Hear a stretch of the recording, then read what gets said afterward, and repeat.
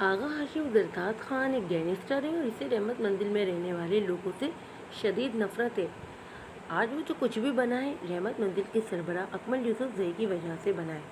अकमल यूसुफ जई के बाप सकरीन यूसुफ पुलिस में एक आला ओहदे पर थे। जब उन्होंने तारिक भाग के बाप को पुलिस एनकाउंटर में मारा था, वो एक बहुत बड़ा दहशतगर्द था।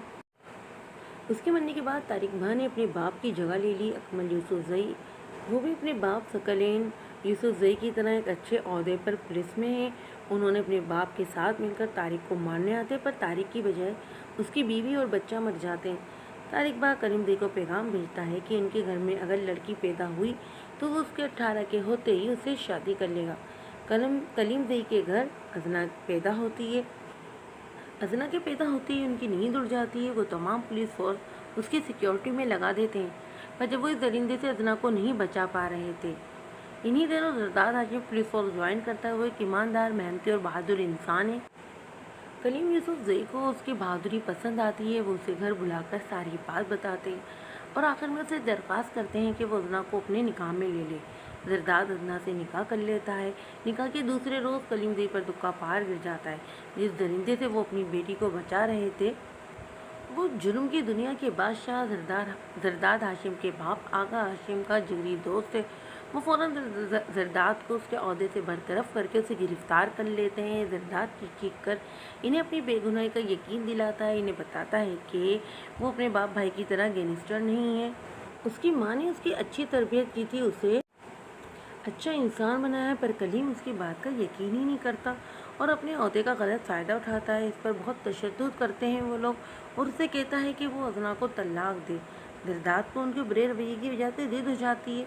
वो अजना को तलाक देने से इनकार कर देता है। कलीम उसे किसी तरह सजाए मौत दिलवा देता है। आगा हाशिम बहुत खुश होता है कि उसका बेटा मर जाएगा, जिसने उसके अड्डों को बर्बाद कर दिया है, अपने ही बाप के आगे खड़ा हो गया है। भरी दुनिया में कोई भी उसके लिए जुल्म के खिलाफ नहीं खड़ा था। वो बिल्कुल सना था, पर अल्लाह ने अपने बंदे को अकेला नहीं छोड़ा था। फांसी लगने वाले दिन जेल में आग लग जाती है। जरदाद जेल से फरार हो जाता है और वो अपने बाप से भी बड़ा डॉन बन जाता है और उसका बाप भी उसका सबसे बड़ा दुश्मन बन चुका है। तारिक भाई अजना को अपने साथ ले जाने के लिए इस पर हर तरह के हमले करवा रहा है। जो काम कलीम जई नहीं कर पा रहे थे, वो काम जरदाद कर रहा है। अपनी जान की परवाह ना करते हुए तारिक भाई से बचा रहा है। कलीम जई जरदाद को फ़ोन करके कहता है कि वो अजना को अपने साथ ले जाए। जरदाद उन पर तंज करता है कि जब खुद की जान और उनके ख़ानदान की जान को ख़तरा है तो वो उससे जान छुड़ा रहे हैं। अगर अजना की जगह उनकी सगी बेटी होती तो क्या वो उसे भी उसके हवाले करते। कलीम यूसुफ की आंखें फट जाती हैं कि उसे सच का कैसे पता चला। वो तो आज तक अजना को ढाल बनाए हुए आ रहे हैं। उनकी तरफ आया हुआ हर जुल्म अजना ने झेला है। वो जरदाद को कहते हैं कि वो अजना को उनके घर से ऐसे लेकर जाए कि अजना को लगे कि वो उसे नहीं बचा पाए। फ़ाइका जरदाद से मोहब्बत करती है। वो उसी के गैंग में काम करती है। अच्छा था कि वो लड़की बेहोश थी। अगर होश में होती तो अपने घर वालों का ये सफाकी भरा रूप ना देख पाती। जरद हाशिम खान इस लड़की को यूं ही बाहों में उठा अपने बेडरूम में दाखिल हुआ था। वो जैसे ही इसे लेटाने के लिए बेड की जानिब झुका, उसकी नज़र अपनी गिरेबान पर पड़ी थी, जिसे अजना ने अपनी मजबूत गिरफ्त में पकड़ रखा था। जरदाद के चेहरे के ज़ाविये गुस्से से तब्दील हुए थे। उसे काफ़ी सख्ती से अजना का हाथ पकड़कर दूर झटक दिया था। अगर यह हरकत इस लड़की ने पूरे होशो-हवास में की होती तो इस वक्त उसका ठिकाना जिंदान खाना होता। उसे बेड पर लेटाकर मजीद एक नज़र डाले बगैर वो वहाँ से निकल गया था। जैसे अगर पलटकर उसके हसीन सरापे को देख लेता तो पत्थर का हो जाता। फ़ाइका को जिंदान खाने से निकाल लिया गया था, मगर पूरी तरह होशो-हवास में लौटते जो खबर उसे मिली, उसने फ़ाइका का सुकून पूरी तरह से छीन लिया था। जरदाद अपनी बीवी को यहाँ ले आया था। वो इस वक्त जरदाद के बेडरूम में थी। यह खबर सुनकर फ़ाइका के सीने पर सांप लौट गए थे। फ़ाइका, अब की बार कुछ गलती मत करना, माफ़ी नहीं मिलेगी। तुम खुद को सर की नज़रों में मजीद गिराओगी। नसीबा बीबी ने सिर पकड़कर रूसी फ़ाइका को देखकर अशिक्षिता समझाया था, जो हर बार जज्बात में आकर उल्टी सीधी हरकत कर जाती थी। नसीमा बेगम जरदाद की पुरानी मुलाजमा थी। वो इन्हें काफ़ी इज्जत देता था। उसकी माँ के बाद नसीमा बेगम ने ही उसे पाला था। नसीमा बेगम उसे बिल्कुल सगे बेटों की तरह मोहब्बत करती थी। उन्हें जरदाद समेत वहाँ सभी अम्मा कहकर पुकारते थे। वो सबका बहुत ही ज़्यादा ख्याल रखती थी, मगर वो खुद जरदाद को हमेशा सर कहकर पुकारती थी। अम्मा, क्या सर को एक बार भी मुझसे मोहब्बत महसूस नहीं हुई? क्या मेरी मोहब्बत इतनी कमज़ोर है जो सर के दिल तक नहीं पहुँच पाई? वो इस पराई लड़की को अपनी बीवी बनाकर अपने कमरे में ले आए, जो उनके दुश्मनों की बेटी है। فائقہ اپنے آنسوؤں کو بے دردی سے رگڑتے ان سے سوال کرتے بولی تھی، تمہاری محبت ان کے دل تک اس صورت میں پہنچ پاتی نا جب ان کا دل احساس سے خالی ہوتا۔ جب ان کے دل میں کسی اور کے لیے محبت ہے تو وہ تمہاری محبت کو کیسے قبول کر سکتے ہیں؟ نسیمہ بیگم کی بات پر فائقہ نے بے یقین بھری نگاہوں سے ان کی جانب دیکھا تھا۔ نہیں، آپ کو کوئی غلط فہمی ہوئی ہے، سر اس لڑکی سے محبت نہیں کرتے، آپ بے شک پوچھ لیں ان سے، میں اپنی محبت کی قسم کھا کر کہتی ہوں وہ اس محبت سے انکاری ہوں گے۔ فائقہ ایک دم جذباتی ہوئی تھی، جبکہ اس کا یہ دیوانوں جیسا انداز نسیمہ بیگم دھیرے سے مسکرا دی تھی۔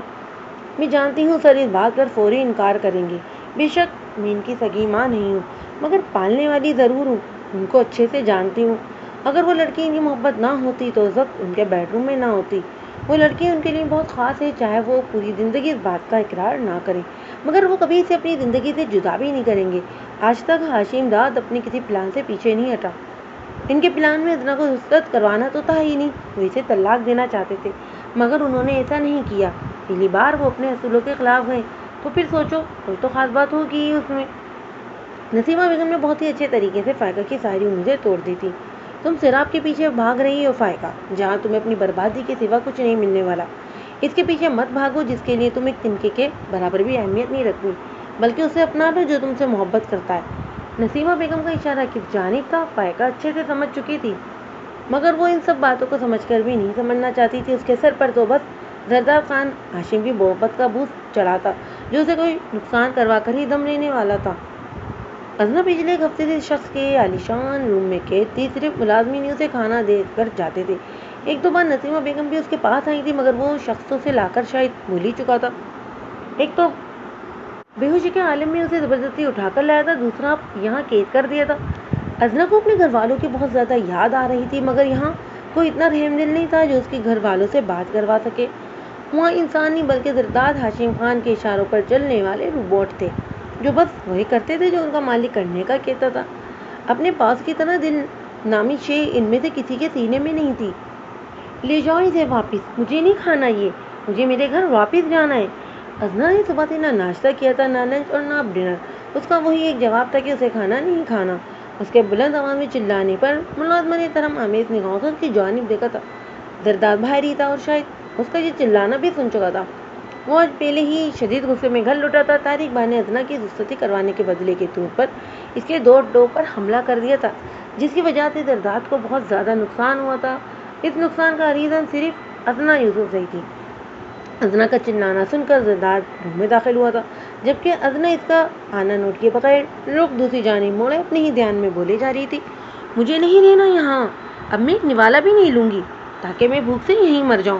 ویسے بھی میرے مرنے سے یہاں کسی کو کون سا کوئی فرق پڑے گا، اس درندے کو تو بس اپنی درندگی ہی دکھانی آتی ہے اور وہ وہی کرے گا۔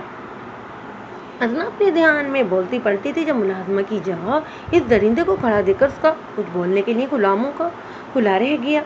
آپ؟ ازنا کے الفاظ ہونٹوں میں ہی دم توڑ گئے تھے، کیونکہ زرداد کے تیور انتہائی خطرناک تھے۔ مرنا چاہتی ہو تم؟ زرداد اپنا کوٹ اتارتا شرٹ کے بٹن کھولتا اس کی جانب بڑھا تھا۔ نہیں۔ ازنا نے فوراً اپنی میں سر ہلایا تھا۔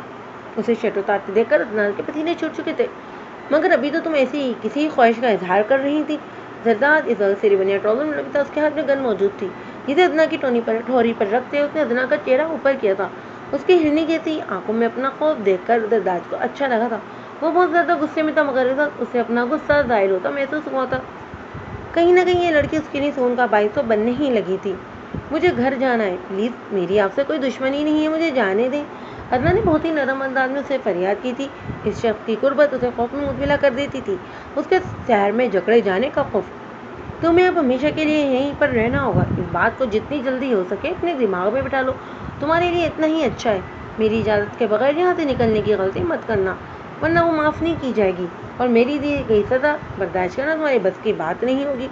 تم اب یہاں میری غلام ہو، یہ کبھی مت سمجھنا کہ تمہارا شوہر ایک عام انسان ہے جو تمہارے ساتھ رشتہ نبھائے گا۔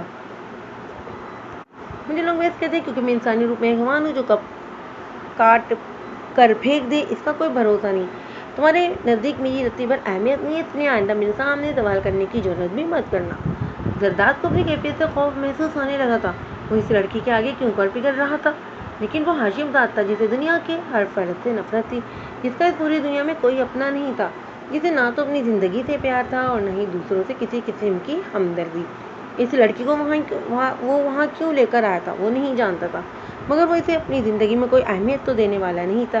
اسے کہیں نہ کہیں خوف تھا کہ کہیں یہ لڑکی اسے بدل نہ دے، اس لڑکی کی اچھائی اور پاکیزگی اس پر حاوی نہ ہو جائے۔ ادنا کو اس لمحے اس کی صرف آنکھوں سے بے انتہا خوف محسوس ہوا تھا، مگر وہ اپنی پوری زندگی اس کے قید سے کاٹ سکتی تھی۔ آپ مجھے آزاد کر دیں۔ بھلے آپ مجھے آزاد مت کریں، مگر میرے گھر والے ایک دن مجھے یہاں سے ضرور نکال لیں گے۔ ادا نے بہت ہی ہلکی آواز میں جیسے خود کو تسلی دی تھی۔ بہت آہستہ ہونے کے باوجود اس کی آواز زرداد کے سماعتوں تک پہنچنے سے نہیں رک پائی تھی۔ میری ایک بات اچھی طرح سمجھ لو، تم پوری اس دنیا میں کسی کے لیے ضروری نہیں ہو۔ تم اگر تم اپنے گھر والوں کے لیے اہمیت کی حامل ہوتی تو یہاں آج قید میں نہ ہوتی۔ میری زرداد کو اب بھی اپنے خاندان والوں سے اس کا امید رکھنا کوفت میں مبتلا کر کے تھا۔ عظمت نے ایک نظر اس کی جانب دیکھا اور خاموشی سے وہاں سے پلٹ گئی۔